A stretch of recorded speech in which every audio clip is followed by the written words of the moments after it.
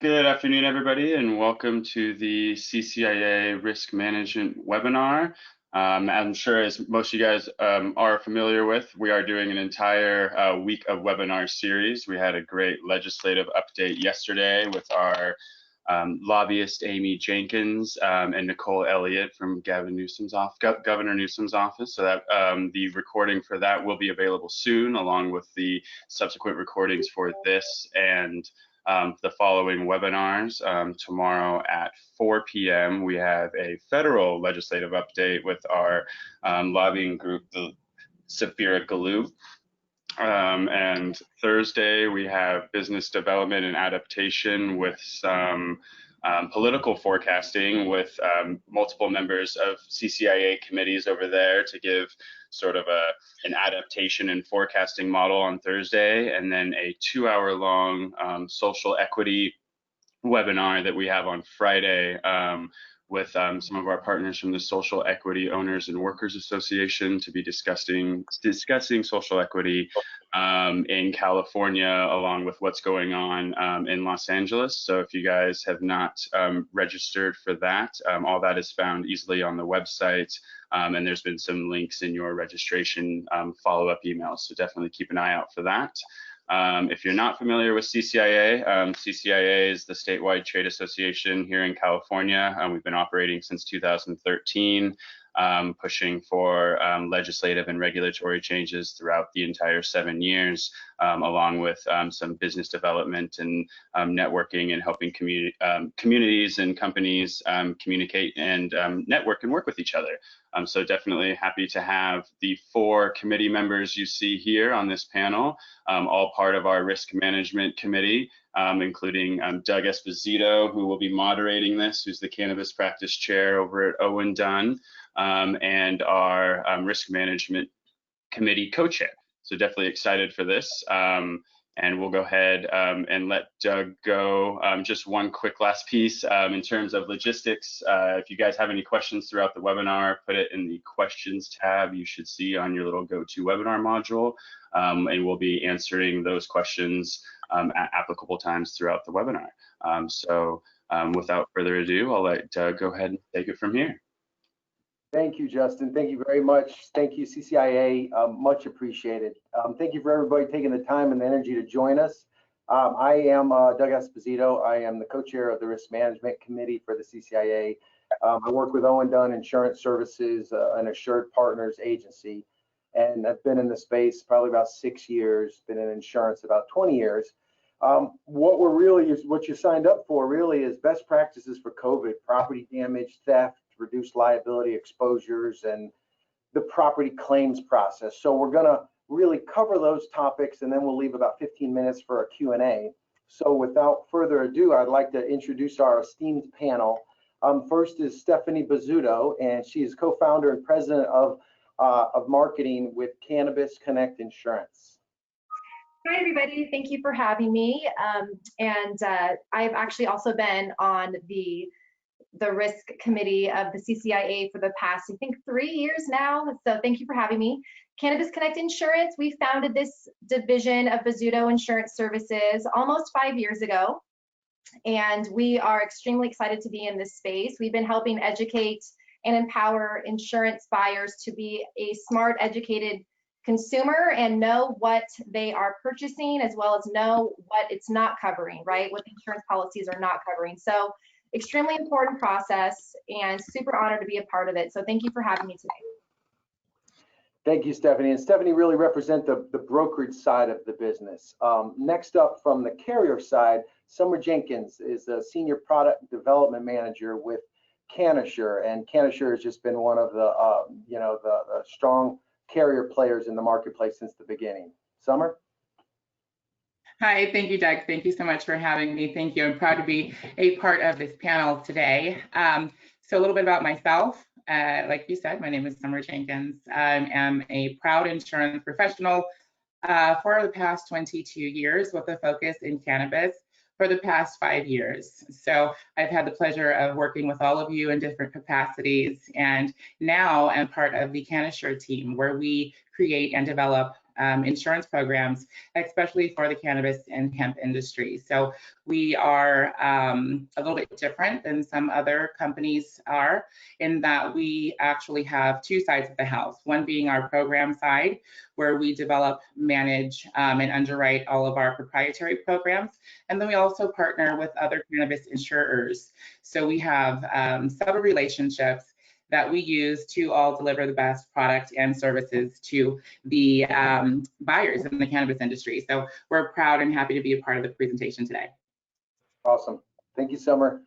And our third panelist is Pamela Epstein. Most of you probably know her. She's on the board of directors for the CCIA, also general counsel and chief regulatory and licensing officer. Take it away, Pamela. Hi, thanks everybody for having me and committing to learn more about why insurance is so important for you and how it can work for you and work towards your overall compliance. It's a big thing for me, and as the general counsel, chief regulatory and licensing officer, the mouthful of a job that it is. Over at Eden, we are a vertically integrated cannabis company, cannabis and hemp, so we understand insurance. We also understand the legacy behind how you go from an operator pivot into compliance and how to maintain insurance. So I hope that I can give some real world context to the really important information that Summer and Stephanie and Doug are going to provide, and how you as an operator can synthesize that information and work with one of these three incredible people to ensure that you are both protected and safe from your products, your facility, and your people. Awesome. Thanks, Pamela. So before we get into the first question, I mean, just as you know, a little housekeeping, you know, contact your brokers, contact your legal professionals. You know, there's a lot of complexity in this space, and one of the reasons that we felt strongly about putting this webinar on is there's a lot of misinformation as well. So hopefully we'll dispel a lot of that. At the end of the day, you got to look at your policy, although there's only 4 or 5 major ones. But anyhow, so that's my kind of disclaimer, if you will. And I'm gonna, Doug, just jump in real quick with a legal disclaimer from a lawyer. Nothing that you're hearing today should be taken as legal advice for your business. You should consult your insurance team and your legal departments just as we move through this. I think it's always important to remember that even though my other 3 panelists are not lawyers, and I am, nothing that I say today directly impacts your business, or you should use it in that way. Now I'm done with the legal portion of the program. So that was a beautiful example of risk mitigation. So I'm going to start the first question off to Summer, if I may, but let's start with the real big picture, and then we can get down into the details or the weeds. Sorry. What's risk management, Summer, and how does insurance actually help? So the fundamentals of risk management include identifying the risk, measuring it, and then use some type of method of solving it, right? So what we mean when we say identify the risk, what is the likelihood that you will suffer a loss, what type of loss, and what type of method do you want to employ to either to accept it, to hold on to it and say you'll self-insure, or you'll be responsible for that portion, or to transfer it, to get rid of it, transfer it to somebody else.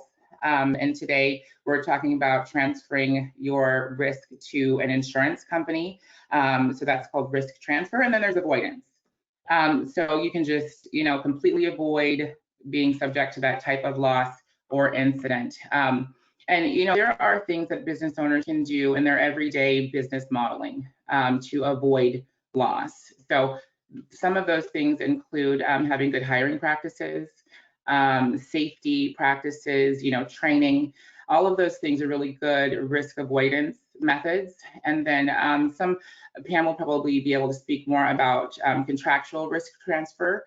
So you can transfer your risk to a partner or a third party via a contract. So a lot of the contracts that we talk about in insurance include hold harmless agreements, you know, just basically in a contract saying you be responsible for this part, I'll be responsible for this part. And insurance policies do function in a similar way. You know, and thank you, Summer. And I think there's probably few things just as helpful as really sitting down with your insurance professional and really just having a conversation of what are you concerned about? What would you like to cover?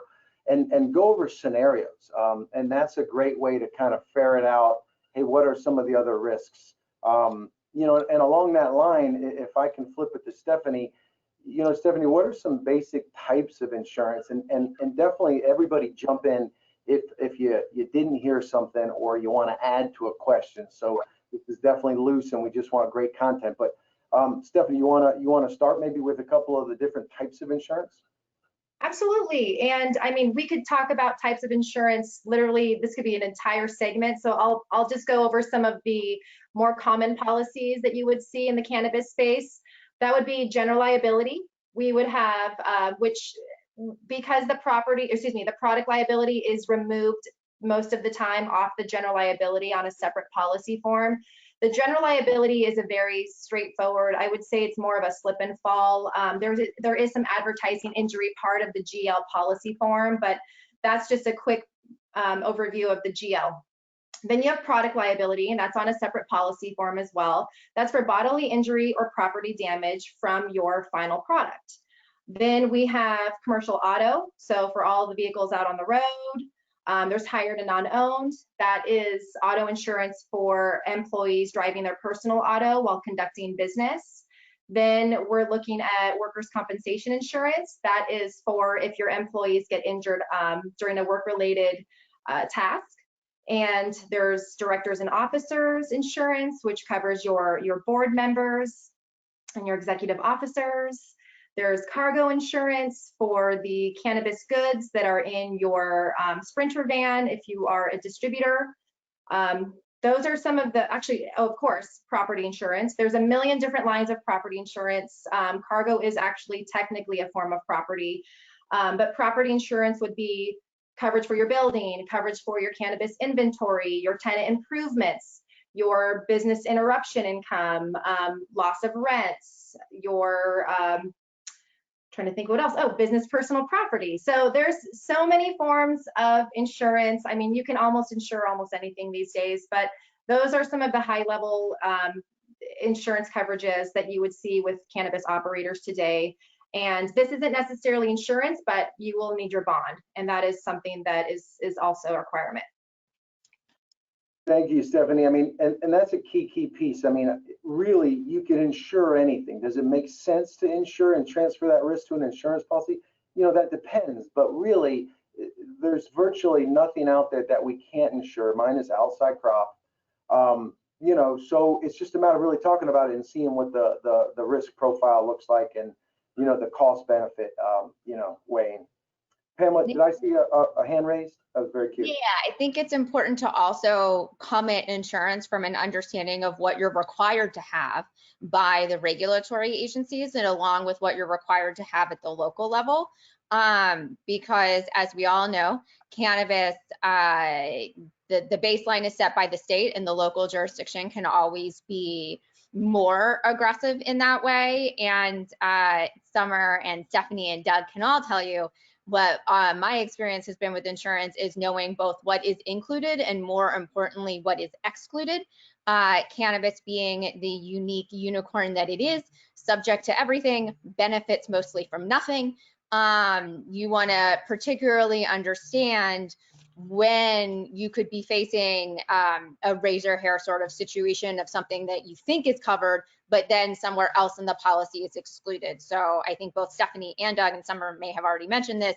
Your insurance providers should be part of your core team. You shouldn't think of them as somebody that you have to deal with just to check a box from a regulatory standpoint, although that is important. You should think of them as an asset part of your team that can help you understand how to best build protections and to scale them as your business scales, because that is an expense in that assessment that you should know. Here are the ones that I need today. Here's forward thinking what I want to be looking for. At what times can I add new policies? And then later we'll talk about, I think, how compliance can help you in insurance premiums and costs. So I just wanted to add, know what you have to have and then what you want to have as well. No, that's a great point, Pamela, because really from the regulations, there's not that much robust requirements for actual insurance. It's really more from the best practices where maybe your distributor is requiring, to be added as an additional insured on the product liability, and other just prudent aspects. I mean, kind of like Stephanie said in the transit, I mean, if you have, $200,000, dollars worth of vape pens or flour, well, do you want to insure it? Okay, well, great. Well, whose responsibility is it and whose care? So obviously, those are just all those mature questions that will start to come out as you keep having conversations. But that was a great point, Pamela, for sure. Thank you. With the COVID timeframe that we're in and the challenges that brings up, as well as some of the civil unrest, there's been a lot of property damage, and I think everybody on the panel has heard a lot of different things from people. And so let's kind of attack property too. And from the panel and no specific person, I mean, typically is riot and civil commotion covered underneath a typical cannabis property policy? That's my question. Great. I'll answer that one, Doug. So typically, riot and civil commotion are covered. However, there are some policies that I have heard just through industry relationships and being a part of associations like this one, that there have been claims for civil disturbances that have not been covered. But on a typical insurance policy, riot and civil commotion are what's called a peril. It's a typically covered peril on a basic form policy. So most of the cannabis policies that are in circulation today are what's called special form or all peril form. So what that means is they cover all perils that are not specifically excluded. So riot and civil commotion are generally covered. Awesome. So, hey, Stephanie, let's dig a little bit deeper into property. What are some of the aspects of property coverage, especially from the eyes of an operator, that you typically are covering, and why? Absolutely. And actually there's been a misconception that I get quite often with new clients and just doing an introduction. Many of them believe that product liability is what covers their cannabis inventory, because I can see how there's some confusion because you think product liability, product inventory. However, that's not the case. So if you wanted coverage for your cannabis inventory and any other inventory in general, that would be actually a form of property insurance. And it's not a requirement from the BCC, but it definitely is one of the larger exposures that I really do feel that coverage is needed for cannabis operators. So property insurance could come in the form as real property, such as the building. So that would be the four walls and the roof. You would see business personal property, such as office equipment, tables, chairs, computers, POS system. There's coverage for equipment, inventory, and stock coverage. So stock is also considered cannabis inventory. And so that's just another part of coverage that I referred to earlier, but it does have its own protective safeguards. So we can get into that later. A few other coverages, tenant improvements. There is some coverage for cash if you're storing cash in your approved vault room or safe. Then there's also coverage for property in transit, as well as crop insurance. So crop insurance is a form of property. Those are just a few others. And if anyone wants to elaborate, be my guest. There's so many forms of property. So sure, but real quick, Stephanie, would equipment, could I also cover under equipment like my extraction system? Because I know those can be really expensive. That could fall under equipment, right? Absolutely. And typically what I like to see is the manufacturer equipment receipt with they technically have like a VIN or serial number. I like to call it VIN number because I'm thinking commercial auto, but just I like to track their serial number and make sure that we have all of that. And even if it doesn't have to be scheduled on their policy, I still send it to my underwriter for best practices, showing that I sent it to them, I filed it, I documented it. And it's just a little bit more due diligence on our side, but it just really helps emphasize that the importance of having that equipment covered if there is a loss. Oh, go ahead, Summer. Do you want to go? Yeah, before you change subjects, one thing that I did want to interject is that it's really important. So to a layperson, that may seem like a really simple question that you just asked, right? So is my manufacturing equipment covered? So the short answer is yes. But for all of our viewers and operators, I wanted just to be really encourage everyone to take an active part of your insurance purchasing process and ask those questions. So while it is covered, I would say for what? So direct physical damage to the property is covered, but what if it breaks down?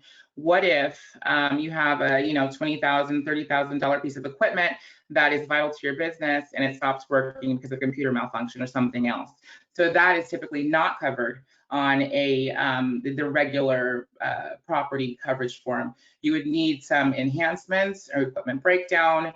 A lot of different specific causes of loss are not typically covered under what, like Stephanie referred to, what you think they might be covered under. That's a good point. I mean, and literally, as we referenced before, I mean, there could be so much complexity to these insurance coverages. I mean, really, that old classic phrase, the devil's in the details. I mean, and any good professional, they'll be able to line item and show you, hey, where is the exclusion, or where does it specifically show it's kind of silent? One other area that I've seen a lot of people miss a little bit is on the tenant improvements Stephanie mentioned, where you have a lease, and let's say you're going to put a dispensary in there, so you put a lot of time and energy and money into your casework and the ambiance, and you could put $100,000 to a couple $1 million into that tenant improvement. Well, that's not really covered anywhere because you don't own the building in this situation, and the building owner's not going to cover it. And so that's where, if there's a fire, well, you want to replace that at like quality, kind of like kind. And so that's where you should really look at, hey, that TI, that goes into the tenant improvements or betterments kind of slot for the appropriate limit in the event of a fire or theft, but be more fire. But anyhow, that's my 2 cents on tenant improvements. Pamela, anything? I'm sorry, go ahead. I said along the lines of tenant improvements and with your products, if you're going to protect the actual products themselves, not product liability for what they do to others, you also want to think about when you're setting those limits, there's also penalties to be over, right? So there's usually a percentage of buffer. It can be 20%, give or take. You want to make sure that you're constantly aware of that, because if you submit a claim and you are over, not only will you not be covered, you may also be penalized for that, depending on your policy. So again, it's just a really good example of know what you want to be covered and be aware that it is an evolutionary process, right? As we have upswings in how much product that you're selling, those are all great problems to have, but great problems also have consequences that need to be looked at holistically, and they can really come to roost with insurance because it is tangible changes and it's the percentage plus or minus. So if you're under, that's a problem, and if you're over, that's a problem. So it's important to understand what your limits are and any conditions that may be applied there. And there's no better people than the 3 other people on this call that would be able, or this webinar, that would be able to walk you through those policies. But from an operator's perspective, I know as I was learning more about our insurance policies and working with other clients, those were things that I was surprised to come up about and maybe didn't come up in those first initial conversations about the why and the what that you want to cover. Right, and that I'm assuming you're referring to co-insurance, Pamela? On that and also direct product building insurance, what you have on site. Yeah, absolutely. And typically on these policies, you'll see an 80% co-insurance. You can go up to a 90% co-insurance. And what that means is if you're at an 80% co-insurance, you would have to pay the 20%. Basically, if there was a covered loss, that 20% would be out of pocket for the insured on top of their deductible. There is negotiations where you can increase that co-insurance, but like what Pamela was saying, now there's a little bit less flexibility as far as the figures that you reported to have coverage for either the building or the tenant improvements. And so from a carrier standpoint, some of these conditions can seem a little bit unfair, or like we might be trying to, stick it to the little guy. The purpose of an insurance policy is to what's called indemnify the insured, right? So the insured is not supposed to capitalize, make money. It's not, insurance is not an investment, right? So our goal is to make the business owner back whole again after a covered loss. So the co-insurance penalty is designed to keep people from underinsuring. So people will underinsure for many reasons. A lot of them have to do with saving money. So from an insurance carrier standpoint, if the insured has is incentivized to, insure to value, we're going to have less of a likelihood that we don't collect enough premium to pay for all of the claims. So again, fair complexity without a doubt. Again, I can't say it enough. Really, and I know everybody moves fast and we're always driving to the top line, but have someone in your organization that has some skin in the game to really be their job to become not necessarily an expert in insurance, because you have your reliant, but to really ask all those questions. I mean, what does that 80 co-insurance, what does that mean? And get good answers to them. But from all the examples I think we've talked about, we could really insure, like I said, everything, but there's always the but. There are very specific warranty clauses, loss mitigation clauses, and things like that that the cannabis insurance carriers put into the policies, literally where it's coverage precedent, meaning if you don't have these in place and you have a loss and you warranted that they'd be in place, you will have no coverage. And right. I think probably everybody on this call has either seen someone or had a client where that has absolutely been the case more than once. But that's a key thing to talk about. So it's not just having the right coverage and having the right limits, but then you got to have the loss control measures in place. Stephanie, do you want to take the first swing maybe at some of the core, warranty clauses, especially from a property standpoint? And again, this is pretty policy specific, but there's a lot of generalities out there. Absolutely. So, and again, the warranties that I'm going to mention are just some of the general ones that we see out there. Of course, please refer to your own personal policy because your requirements may differ from what I'm suggesting, but these are just what we see most commonly with cannabis insurance policies. So, and again, this goes back to what Pamela said, please don't check a box and just answer a question on an application and submit it for a quote. When you're checking these boxes, most of the policies, the application becomes part of the policy. Some of these policy forms do that. So just when you check off that box, please make sure it was a thoughtful decision and not just a box, checking a box to move on to the next task. First and foremost, most of them want 24/7 interior and exterior cameras without a gap, meaning that there's no, the view is continuous. There is not a section of the property that you cannot see and get a full camera's view. Also, they want backup footage of the videos. Typically, you'll see a requirement of around 60 days, sometimes longer. The next thing is there is either a safe or vault requirement. Different carriers will actually have their own vault requirement forms that you need to initial and sign off on. Others are a little bit more flexible. However, if you don't meet requirements for a vault room, you can do a safe. Most carriers have around 750 and up is the weight requirement for a safe with a 1 hour fire rating. And if it's under 2,000 pounds, they would like it bolted to the ground. I've seen some carriers come in with 350-pound safes and different ones in the marketplace. However, if you want to cover the most amount of insurance carriers, if you want to go to market, I would say meet some of the higher requirements, so at least you're able to receive multiple quotes from different carriers and make a conscious decision on which one you want to go with later. Also, I would say that most carriers require that you have a either security guards, a security system that is linked to a third-party security company such as ADT, Bay Alarm, whoever you guys use, there's really no preference, but it does need to be third-party. So if you have some sort of camera system that's linked to your phone and you're letting me know, well, I regulate on my phone, I get an alert, I check on my phone, that would not satisfy the requirements. It has to be linked up either to the police department or a third-party security company. Again, there are 2 different safeguard endorsements on your policy. One is typically for fire coverage on the property, and another one is for protective safeguards for burglary and theft. So if you included theft on your policy, just make sure that you notice that. And then for fire, typically that means that you checked yes, that you did have a central fire alarm. And because of that, they want to make sure that you actually have it live and in force. So those are just a few, but I could go on forever on these.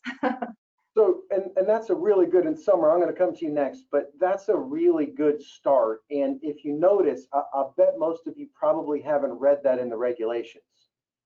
It's not in the regulations. I mean, some of the camera footage and security backup is, but this is where the insurance company has a higher standard than the state. I mean, and it's simple. And if you don't want to do some of these requirements, then you will not have the ability to transfer that risk with insurance. I mean, it's as simple as that. And they're not gonna, really, talk about it on the front side. You're gonna warrant the policy. And in the event of a claim, if you haven't done what you said when they investigate, that's when you're gonna run into the problem, which is a bummer, because now you just paid premium for the coverage that you're not gonna get the benefit of because you didn't do, no offense, but you're part of the bargain, so to speak. Summer, anything else kind of maybe to add, some of the other loss control measures? Stephanie did a really good job of covering most of the protective safeguards and warranties and things. I like to bring up the intent. A lot of operators and the insurance buyer doesn't really understand, why do they care how much the safe weighs? Why do they care if, I feel like I have a much better response time than law enforcement does. If it comes to my phone, I'm better. Is because we too are assessing the risk that we're accepting, right? And we want to mitigate the probability of loss. And then we know that we're going to have losses. We know we're going to have claims, but we want to limit the exposure. So, a typical safe, if it weighs, 700 pounds, the average guy is not going to run it off the streets and grab your safe. You know what I mean? And if it has a light weight, bolting it to the ground. And I don't know what everybody else's experience is, but I've seen claims. I've been in insurance for a long time, and I've seen claims where the guy attempted to take a safe or an ATM or, anything else, even with a truck, and pulled the whole bumper or fender off of the truck. And that was all that was left behind with the chains. But the property, and so our risk, our insured is fine because they have these proper safeguards in place. And a lot of times the large group is paying for the mistakes of the smaller group. It's not fair, but again, our intent is to pay claims. We want to pay your good claims. And even with the robbery and safe warranties, even with the protective safeguard warranties, all of the policies do have warranties. But I can say for certain, I have a claims background, and on a lot of the claims that I see and saw, I would make a decision to advocate for the insured to pay that claim, especially for cannabis, because most of the cases that we see have the potential to be precedent setting, and because the owner did everything that we asked him to do. He had the cameras, they were everywhere. And a lot of the businesses and the business owners that I see in cannabis are so much better than they are in other sectors. They're more vigilant. It's hard to get a license. So they're more active, they're more responsible as far as managing their business and doing good business. So I feel like, on some of those claims that I decided to pay, I was happy to pay those claims. The guy cooperated. It wasn't his fault. And he had so many more protective measures than we or the state even required. So in that instance, at that time, I was blessed to be in that position to go ahead and check that box and make sure that claim got paid. But as an insurance carrier, that is our goal. So, we don't want the bad offenders or the bad representatives of insurance carriers to put a haze over all of us. I can say with most certainty that those of us that are in the cannabis space are in the cannabis space to protect the industry and to pay good claims. And following what Summer said, I second that because I've filed quite a few claims. My clients initialed on the protective safeguards, they follow the protective safeguards, and I have seen insurance carriers pay out. So if you know, just to give all the listeners peace of mind, understanding that I know that you know, premiums can be expensive and it can be really timely getting these insurance policies in place, but I am seeing claim payout. So please know that. There's a great point, and I think Summer's also representing, you know, the evolution of the insurance carriers in the cannabis space. I mean, 5, 6, 7 years ago, I mean, there were other carriers out there, and they didn't have the best intent necessarily. And so I think we've seen a maturing of that marketplace. We've seen more carriers come in, and typically that's a healthy, competitive space. We'll get better terms, we'll get better pricing, and so Summer makes a great point. Their intent is, hey, they want to get paid the premium for the risk. And no, they're not just going to give out free money, but if it makes sense and the limits are there, I mean, they want to make you whole. They're getting paid enough money. I mean, so that's a really good point. Thank you for that, Summer. Thank you, Doug. And to the audience too, don't forget, if you have questions, text them in, type them in. Justin is ready. Every once in a while I'll glance to the right and he says, no questions, Doug, remind everybody. So that's your reminder.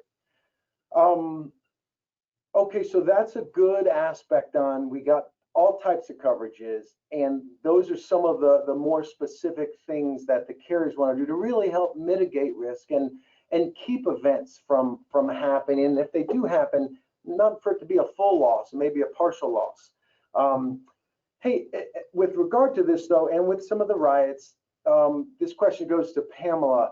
You know, do I have armed guards? Do I not have armed guards? I don't know. Do I have my own employees armed or outside party? Pamela, what's your thoughts on that? I think it's a careful, calculated consideration, right? I think that a lot of people have this understanding or larger sentiment that in California, you can reasonably with arms protect your property.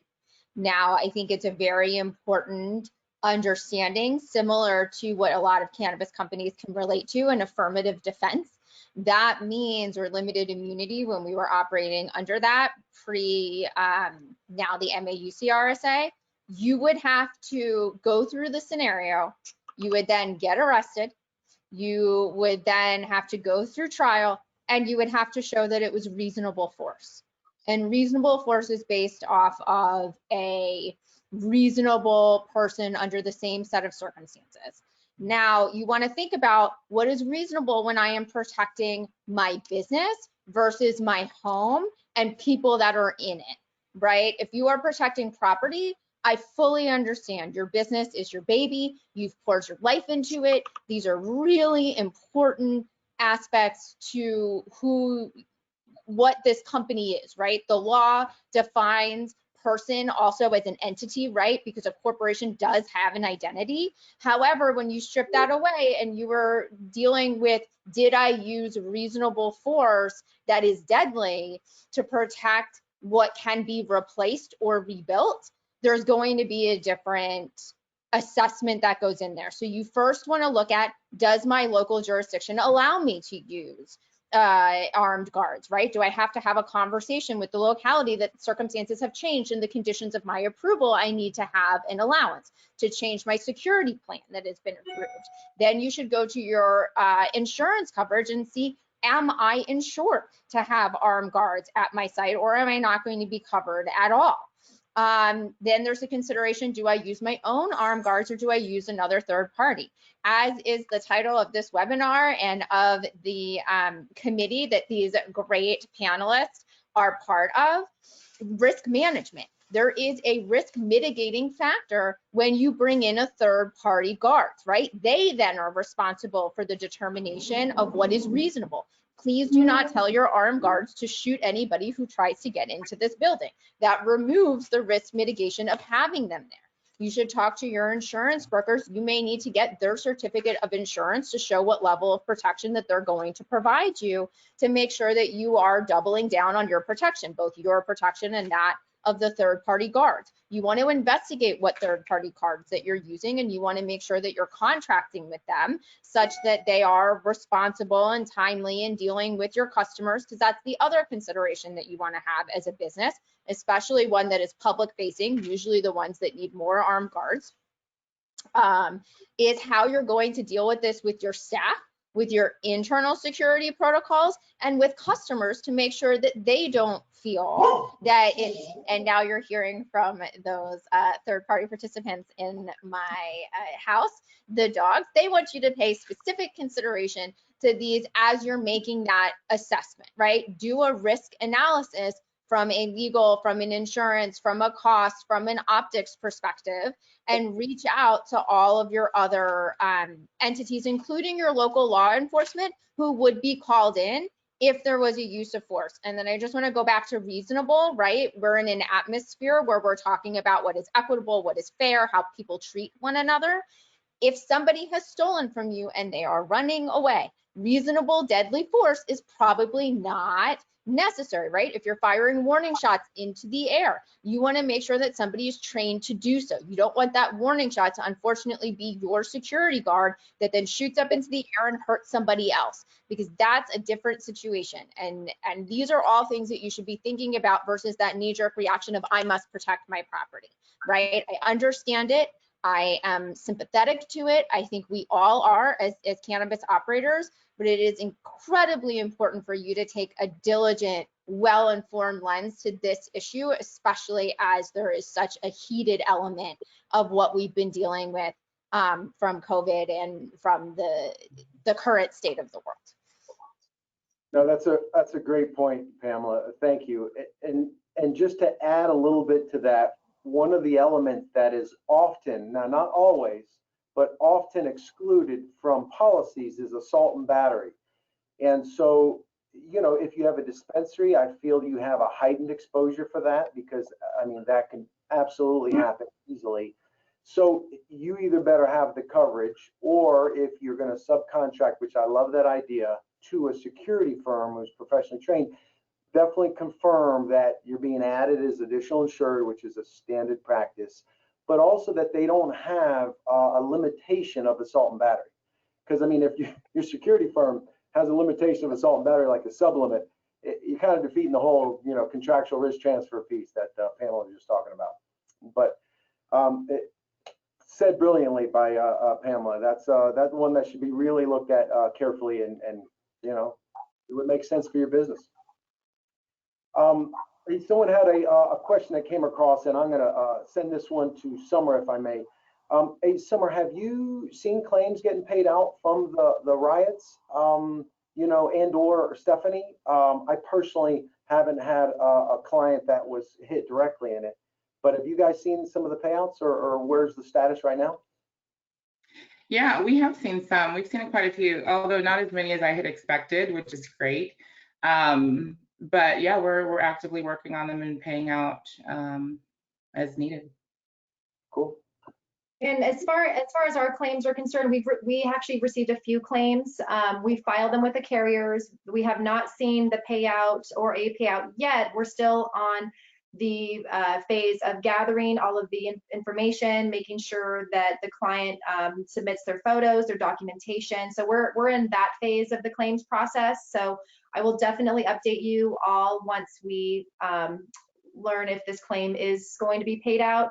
We did read the policy forms, and we do not see an exclusion for civil unrest. So we're feeling pretty favorable as far as this claim being paid out. But again, I'm not a claims adjuster, so I'm not in a position to say yes or no, but it's looking very favorable for the client. Hey, so Stephanie, right along with that, that's a perfect segue. What is, you know, what are the basic steps to filing a claim? And then second part, in the event that, you know, you get a declination and/or, I mean, you know, you're not agreeing on the limits maybe of the claim, you know, what are some good best practices for that? So I put together some steps on what to do in the event of going through, if you had any vandalism or any claim in general. The first thing you want to do is file a police report. Then if any of your cannabis inventory was stolen, within 24 hours, you need to notify the cannabis agencies for theft diversion. Following that, you want to get in contact with your insurance provider and file a claim immediately. Once it's filed, you will actually receive a claims number with an assigned claims adjuster who will work with you through the entirety of the claim. Sorry, I'm trying to get through this quick because I know we're in a short time span. The next thing, just because the building was protected for the initial claim doesn't mean it doesn't need to continue to be well protected. So you will need to do your very best to ensure you're continuing to protect your building and your property with due diligence. The next thing, document everything. I can't emphasize this enough. Take photos, save and review your video surveillance. Yes. Your insurance company will ask for all of it. So make sure you're doing your inventory on what was stolen, what did you have the day before, all of it. Just collect as much as you possibly can. This is a very important job. Please make sure that the person that is involved at the organization is really thinking this through, because this is what is going to help determine your payout, or a portion of it. The next thing is go back again to your protective safeguards endorsement. Make sure, did you follow everything on this safeguard warranty? Please make sure that is top of the food chain here. Another thing is, did you buy a property enhancement endorsement? This is an endorsement where you can buy an additional sublimit of coverage for things such as employee dishonesty, money, securities, employee theft, valuable papers and records, personal effects, and property of others. So those are just a few of my steps along the process. I'm leaving it open to anyone else that would like to add to that. I have one more to add on the beginning.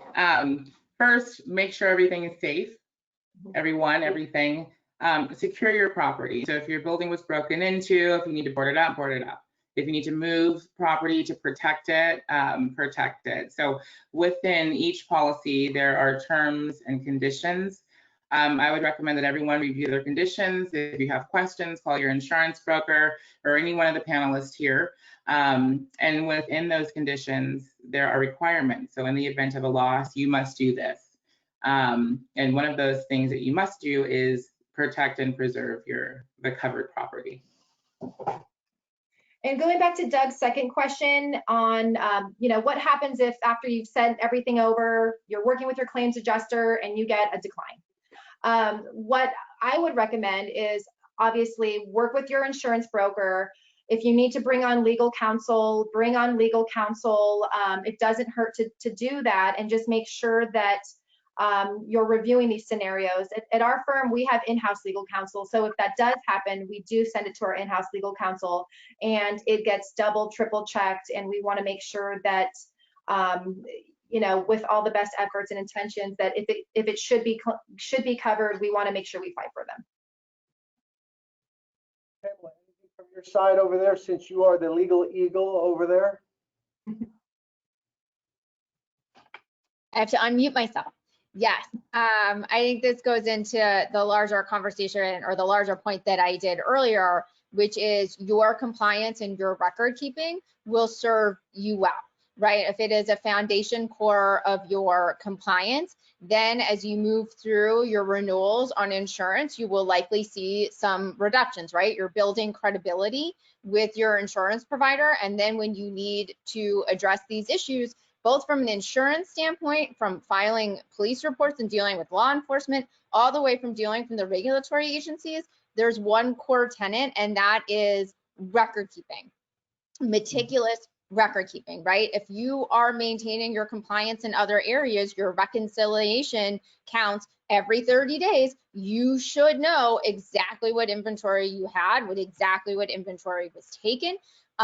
You've got security protocols and measures. What you don't want to have happen is an incident that highlights that you're non-compliant, right? That will have an issue largely both from your insurance, your local license, and your state license. And then there's evidence there to demonstrate, and the agencies, as we all know, can have 5 years to look back, and these are documented incidents. So you want to look at this as an opportunity, right? Anytime that we've got a crisis, and unfortunately these days they are more prevalent. We want to look at that of how you can maneuver through a crisis and thrive beyond that. This is a really good opportunity to take a close look at your insurance, something that you may not have done previously, and take a look at all of your compliance rhetoric, so that if you have something like, and I don't think we've touched on this yet, EPLI insurance, which is a big ticket item now that you've got COVID, and what are your responsibilities as you bring people back to work, and PPE, and dealing with customers who maybe don't understand why they always have to wear a mask, right? De-escalation tactics. How do you deal with that? You need to have proper procedures to show that you are addressing these issues so that the insurance can work for you. So it's just another opportunity to highlight why compliance in this industry is so important, and how it can be an asset, right? If you put the time and money and resources into it, it will pay for itself later in terms of cost benefit with your insurance providers, and making it easier for someone who already wants to make sure that claims are honored, that you can do that and that she's empowered to help you. So these are just classic examples of the same rhetoric that I know many of you who've listened to me before have heard me say, but compliance is your single biggest shield and sword that you can use. And this is an excellent opportunity to show how it helps with risk mitigation. And you're very lucky to have the other three panelists that you can go to for specific examples in the insurance. And one more thing, Doug, before you switch. I'm plugging. You have the legalese and the insurance. So in the event that you have a claim that is not covered, typically you have 3 days to dispute. And then most policies have a valuation clause in them that tell you how your claim is evaluated, how the payout works. And then they also have arbitration clauses. So if you don't have in-house counsel that you can refer to, or if your broker doesn't have counsel, if you don't have that resource, you don't have Pam's cell phone number, you look at your arbitration clause. So the insurance carrier does want to help you. They don't want you to feel cheated. And so you do have access to arbitration in most instances. It's thank you, Summer. Pamela, it's funny. It was years ago, early on in the industry, or at least in my experience in the industry, and someone said, yeah, they thought they were getting into the cannabis industry, but really what they were getting into is into the compliance industry. And if you can play the compliance game well enough, then you actually get to be in the cannabis industry. So I was chuckling while you were stating that so eloquently. I think also it's, education is power, information is power, right? And you are more powerful to advocate on behalf of yourself. You don't need a lawyer, but to be your own advocate, you need information. And the only way that you're going to have information that can be used in an insurance claim is to have it documented, right? Your feelings on the matter, I believe this happened, none of those are going to go well. And it's not because your insurance adjuster doesn't want to help you. It's that they can't pay out a claim based upon your feelings or your understanding of what happened without any evidence thereof. So nobody wants to shortchange you, but you have to empower yourself to be in the best position to advocate. Well said. Trust but verify. That's what they're going to do. They'll trust you. Franklin Delano Roosevelt, is that who said that? FDR? Doug Esposito. Doug Esposito. You know what, Doug? I'm going to give it to you. That's 110%.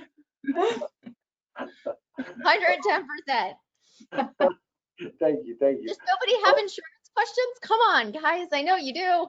You must. There you go. So, all right. So I've got another question here. So as we transition a little bit, we talked about a lot of what it is, risk management, insurance, what we can cover, how to cover it, checklists and our warranties. If a claim happens, what to do, how to dig in. And then the last piece kind of to go along with our title of this course was, how can we reduce our liability, but not from an exposure standpoint per se, but also our premiums in this COVID slowed down economy time. And that's, I think, something that there's a nice window of opportunity if you need it. Stephanie, you wanna start with some ideas on how we can reduce some of those things? Absolutely. So if you're, so some policies will allow you to reduce your revenue that you reported or that you had quoted that year prior for the policy, the new policy term. Others, unfortunately, do not. So it depends. Typically, if it's an admitted carrier, you can change that midterm. Sometimes, if it's non-admitted, you may not be allowed that. However, I would do that first. I would see, if, depending on the carrier, if they allow you to lower your revenue midterm, which if your policy is rated on revenue, you would likely then see a decrease in your premiums. That's one area to check. Again, just refer back to your policy and reach out to your broker and see if your carrier will allow it. Secondly, if your payroll went down in any way, please, you can report that right away. You would see a quick, immediate change on your workers' comp premiums to lower that. If your inventory went down, again, just submit any changes of any decreases that you've seen that would eventually just alleviate some pressure on premiums. And because of COVID, as you've all seen, I'm sure there's been many bulletins from the Department of Insurance, and we've all collectively on this group dispersed them on LinkedIn, but many carriers are extending cancellation notices. So they're extending payments and they're extending cancellation notices due to COVID because of the pandemic. So if you haven't tried already, reach out to your broker, call your carrier, and ask them for a longer grace period so you don't go into a cancellation mode. Again, opening it up to anyone else that wants to chime in. And an element to that, though, too, on the general liability policies is typically they're written so that, I mean, if you say you're going to do 5 million in sales and the policy goes to term and you didn't do that 5 million sales, those insurance premiums aren't coming back to you. And so that's why this is that wonderful opportunity where, I mean, if you really had a slowdown and you might have to show reduced sales and verify, again, these carriers aren't going to just roll over, but if you put forth documentation and you put a good story together, we've gotten a fair bit of rate relief from various people. And then occasionally there's folks that are just killing it, and their sales have increased, but that's been fewer than not quite the norm that I've seen. But so those are a couple of things to think about. Summer, anything to add maybe on that side? No, you guys pretty much covered it. Just the one point that you just made, Doug, is really important. Don't wait until your policy expires. You know, you have to do it in the middle of the policy term. Most of these policies will only adjust upward at the end of the policy term. So that means even if your gross sales are 50% less, you're not getting any money back. Correct. Okay, another key question I get asked a lot, you know, what happens, or is COVID-19, could that be covered under workers' comp for my employees? Who would like to take that one? I'm happy to go for it.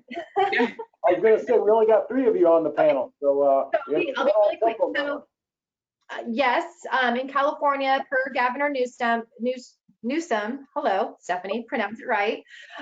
He has issued an executive order that would require a presumption that any case of infection by an essential worker, so that's an important part, essential worker, is work-related and eligible for workers' compensation benefits. This would include partial wage replacement for any missed time from work, as well as covering all the related medical costs and death benefits for their family should the unthinkable happen. The executive order was set on May 6th, and work comp coverage is granted if they test positive for COVID-19 or were diagnosed with COVID-19 and confirmed by a positive test within 14 days of working outside of the home after the stay-at-home order issued on March 19th, 2020. The presumption will stay in place for 60 days after the issuance of the executive order. So they have 60 days after that executive order. So Stephanie, what does all that mean now? I know it's quite a bit. So basically, bottom line is, cannabis has been deemed in California as an essential business. If you have an employee that says that they are, first of all, feeling ill, send them home immediately, clean everything, sanitize everything immediately. and have them get tested immediately for COVID. What this means is it is likely to be covered per the ordinance from Gavin. And we have seen, not me personally, but I've spoken to a few different work comp carriers, and they are paying out claims from COVID being contracted at work. I don't have enough cases yet to really stand behind one way or another, but I would think that it's going to be challenging to, assess or assume that, well, to really distinguish where they caught it, and so if the work comp system doesn't specifically see that it wasn't work related, they're probably going to take the case. And so, you might see some of that on your loss runs, but they're also working through stuff right now that can mitigate that on your experience modification, stuff like that. But the short answer, and Steph went through a lot of details, is that your workers' comp should really pick it up. But with that being said, though, you still do have like 30 days. It went from 90 days down to 30 to dispute the compensability of the claim. And so, there are some best practices and some things, and I don't know who maybe wants to talk about some of the OSHA regulations, but maybe Pamela, what are some best practices just for our operators so that they have a defensible position, i.e., they're doing a lot of the stuff right, and their intent is to protect their employees and not be cowboys and cowgirls out there, but to do it right. Yeah, I think a lot of this comes back around to proactive planning, right? Look at what your county public health officer has provided. I'll use Alameda County as an example. They provided an Appendix A. They had a special sheet for what was required for public facing essential businesses. They then had one for what was necessary if you were going to do construction. It says that, we now have a mask policy in the state to wear them when you're in public, right? I think doing an updated code of conduct if you have a public facing business that allows your customers and your staff both, right? You do an internal memo for staff, you do external for customers, letting them know you have enhanced procedures and they need to follow them in order to be eligible to be in the store, right? Because you need to protect both internally your staff and externally your staff from people coming in. I think we should all appreciate that we are in cannabis, which is rooted in a wellness sediment, right? We were helping patients before the patients became customers. So you need to be sensitive that some people may be in the store and sick and not sick with COVID, but everybody's in a sensitive, heightened state. So you need to be aware, you need to do training about that. See something, say something. If you don't feel well, don't come in, right? At the same time, I know operators are concerned with weaponizing fear, right? I feel ill, so I'm not going to come to work. There are specific policies. Let them know how you're going to go with the Families First Act, right? Like, let them know what your procedure is. You're going to get tested. Is the company going to pay for the test? There's fogging that can be done where you come in and for 90 days, they'll have gone through all the HVAC system and everything. There's a lot that operators can do to help mitigate and provide risk management. And all of that comes down to education, disseminating that information, knowing what your responsibilities are for the public health department that is administering where you are authorized to operate. Some cities will just tier up to the county. Some will be more restrictive. Some may have a different perspective. But overall, it's PPE, management, information, and make sure that when an incident occurs, you are addressing it head on. Do not let it foster, be proactive, and know what your rights are, and either work with your internal counsel, external counsel, or your insurance providers to understand and know that this is a liability area. And so attention should be paid to it, and you should have a plan in place that's discussed at the executive level and then dispense management and below, and have, again, that open door policy. Talk to your employees, talk to your vendors about what they will experience when they come to your facility, right? Because this is a fluid situation. So every vendor needs to come in. They need to be masked and gloved. Are you not going to allow external parties to come in and watch the unloading of product anymore? You may be shifting your policies, and if you are, you need to provide proper notification. both internally, externally, and updating insurance if it's going to have an impact on that process. Same thing for if you have to move your product in an emergency situation, right? If the BCC allows you to do so, do you have transit coverage? As Summer was talking about, do you have to inform your insurance carrier that you've done that? Maybe not necessarily where it's going because you want to limit that coverage, but that is responsible as to what the BCC needs to know. So a lot of that is all about your planning and your understanding of the pulleys and levers that you have from a regulatory compliance aspect. Boom.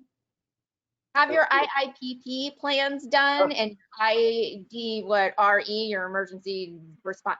They're all acronyms, but they're on OSHA. Go to the Cal OSHA website. They have new COVID related resources. There is so much information out there for you to get.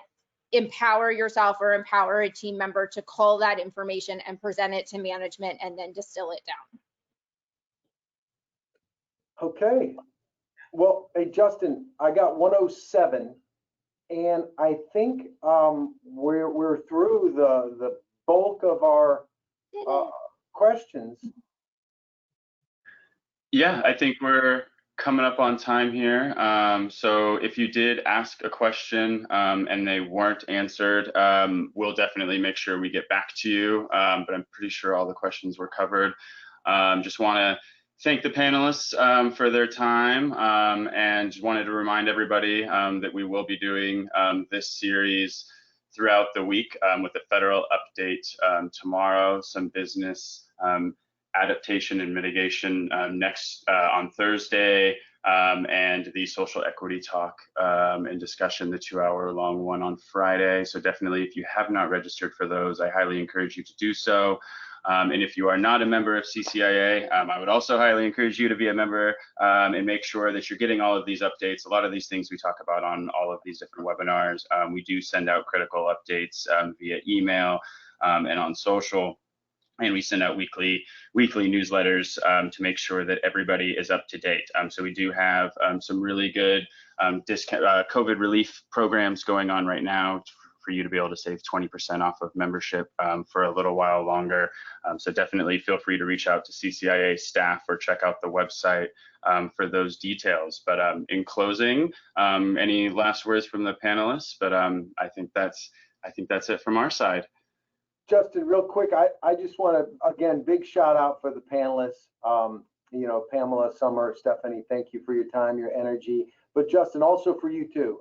Knowing you and Josh and Lindsay, you guys are cranking and working hard. So I just want to say thank you to you for your leadership as well.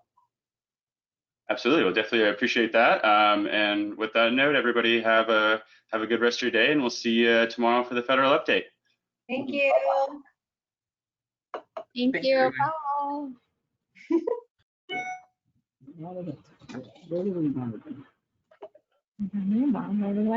Great job, guys. Yay! That was so fun.